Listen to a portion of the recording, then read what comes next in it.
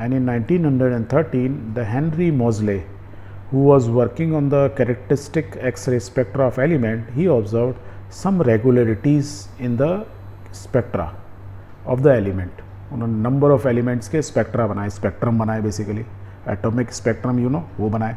उसमें उनको बहुत सारी रेगुलरिटीज़ मिली, समानताएं मिली. एंड द समानता जो मिली उनको, उसी को बोला जाता है हेनरी मोज़लेस लॉ, या सिंपल वो में मोज़लेस लॉ.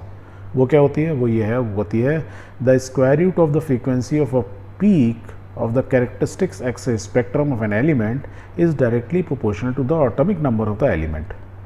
सिंपल टर्म में बोलें कि ये जो स्पेक्ट्रा बना उसकी जो पीक फ्रीक्वेंसी थी, यदि मैं उसका स्क्वायर रूट ले लूँ तो square root of the frequency is directly proportional to Z. Z is the atomic number of the element.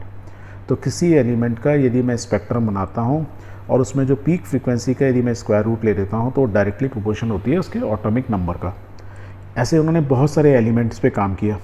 And he draw a graph कि यदि मैं यहाँ पे ये फ्रीक्वेंसी ले लूँ, square root of the frequency, और इधर मैं ऑटोमिक नंबर ले लूँ, तो उस समय जो भी एलिमेंट नोन थे, उस समय तो हमको मेंडलीफ पीरियोडिक टेबल मालूम थी, तो जो भी नोन एलिमेंट्स थे उन्होंने जब हर एक का स्पेक्ट्रा बनाना शुरू किया तो ही फाउंड कि वो सब एक स्ट्रेट लाइन के ऊपर ही आ रहे हैं. भाई ये दोनों एक दूसरे के डायरेक्टली प्रोपोर्शनल, मतलब क्या है, ये बढ़ेगा तो ये भी बढ़ेगा, तो means you will get a straight line. तो राइट, तो you will find कि this all the elements are coming on this. That is why he was able to conclude that. and यही और रेगुलेटिविटी मिल रही थी उनको, यही समानता उनको मिल रही थी किसमें? Characteristics x-ray spectra of the elements of different elements. सब एलिमेंट में यही हो रहा था कि यदि आप उसका स्पेक्ट्रा निकालोगे, उसका स्क्वायर रूट लोगे फ्रीक्वेंसी, पीक फ्रीक्वेंसी का, तो वो उसके ऑटोमिक नंबर के डायरेक्टली प्रोपोर्शनल होगा. तो जितना ज़्यादा नंबर उतना ज़्यादा frequency, square root of the frequency. Means जैसे मैं ये क्या है, कौन सा, मॉलिब्डेनियम, एमओ, मॉलिब्डेनियम का एटॉमिक नंबर ज़्यादा है तो उसकी square root of the frequency भी ज़्यादा है.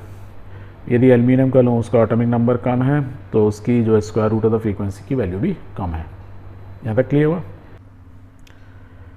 यदि आपको ये अच्छा लगा है, if you found this helpful, please do watch the next part in the play list and share with your friend. Thank you.